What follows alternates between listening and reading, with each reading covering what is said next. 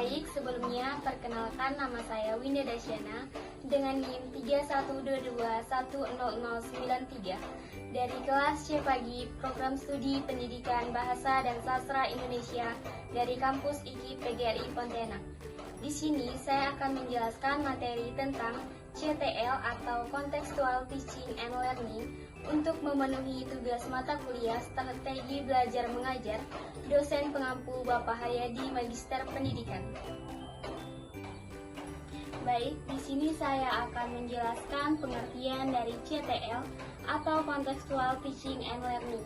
Jadi, CTL adalah pendekatan pembelajaran yang mendekatkan hubungan antara materi pelajaran dengan konteks kehidupan sehari-hari siswa. Ada dua definisi dari CTL atau Contextual Teaching and Learning menurut para ahli. Yang pertama, menurut Johnson tahun 2002, CTL adalah pendekatan pembelajaran yang mengintegrasikan materi pelajaran dengan konteks kehidupan siswa, sehingga meningkatkan pemahaman dan motivasi belajar. Yang kedua, menurut Gardner tahun 1996, CTL merupakan pendekatan pembelajaran yang menekankan penggunaan konteks dunia nyata untuk membantu siswa mengaitkan dan mengaplikasikan konsep-konsep pembelajaran. Ada beberapa karakteristik dari CTL atau Contextual Teaching and Learning. Yang pertama, berpusat pada pembelajar. Yang kedua, kegiatan pembelajaran kontekstual. Yang ketiga, pembelajaran kolaboratif. Yang keempat, pemecahan masalah. Dan yang kelima, refleksi. Manfaat dari CTL atau Contextual Teaching and Learning. Yang pertama, peningkatan pemahaman konsep. Yang kedua, pengembangan keterampilan hidup. Yang ketiga, motivasi dan keterlibatan siswa. Yang keempat, memfasilitasi pembelajaran seumur hidup. Dan yang kelima, persiapan untuk dunia nyata. Ada beberapa kelebihan dari CTL atau Contextual Teaching and Learning. Yang pertama, fleksibilitas. Yang kedua, pengembangan keterampilan hidup. Yang ketiga, motivasi siswa. Yang keempat, pemahaman yang lebih mendalam. Dan yang kelima, pengembangan kreativitas. Selanjutnya, ada beberapa kekurangan dari CTL atau Contextual Teaching and Learning. Yang pertama, keterbatasan kreativitas.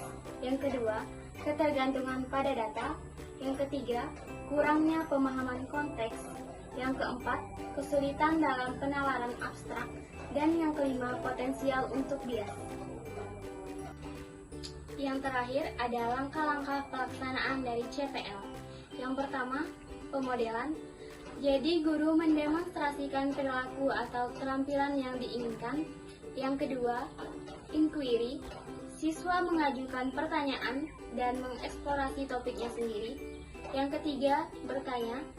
Guru mengajukan pertanyaan terbuka untuk mendorong siswa berpikir kritis. Yang keempat, komunitas belajar. Siswa bekerja sama dalam kelompok untuk memecahkan masalah dan berbagai ide. Yang kelima, aktivitas pembelajaran. Siswa terlibat dalam aktivitas langsung yang memungkinkan mereka menerapkan apa yang mereka pelajari. Yang keenam, refleksi. Siswa merefleksikan apa yang telah mereka pelajari dan bagaimana mereka dapat menggunakannya dalam kehidupan mereka sendiri. Dan yang ketujuh, penilaian autentik. Siswa dinilai berdasarkan kemampuan mereka menerapkan apa yang telah mereka pelajari dalam situasi dunia nyata. Baik, sekian penjelasan materi CTL Contextual Teaching and Learning dari saya. Semoga bermanfaat bagi yang menonton. Apabila ada kekurangan dalam penyampaian materi CTL dari saya mohon maaf. Akhir kata saya ucapkan terima kasih.